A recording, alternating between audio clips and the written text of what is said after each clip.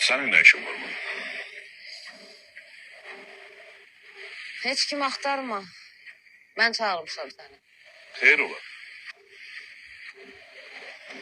Senin başın xarab oldu. Normal bir yere çağıra bilmirsən. Normal yere çağırsaydım gelmeyecektin. Ay Yaşar. Ha vallahi billahi sen baştan xarab olmuşsan.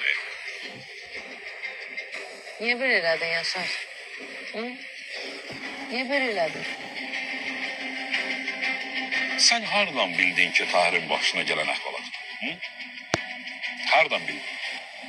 Kardeşim dedi. Sen neyləmək istəyirsən abi? Ne daxı senin de? Eğer senin benden işin var ise da normal çağırırdım eve gelerdim. Ha?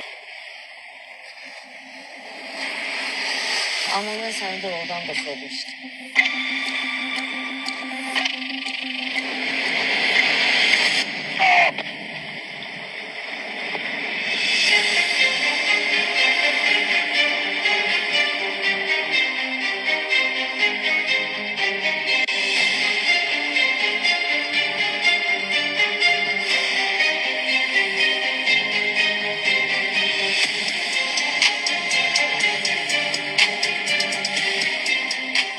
Helal sana.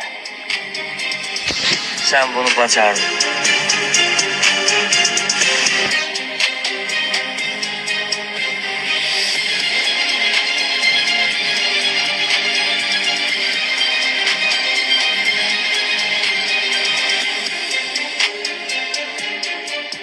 Şöyle. Kaldırak atak suya.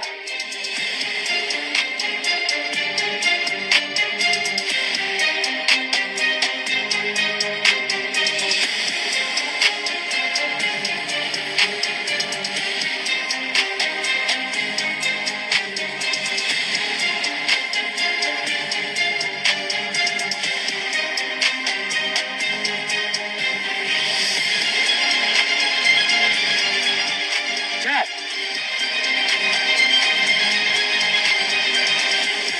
Kaldır. Bir başa attırır.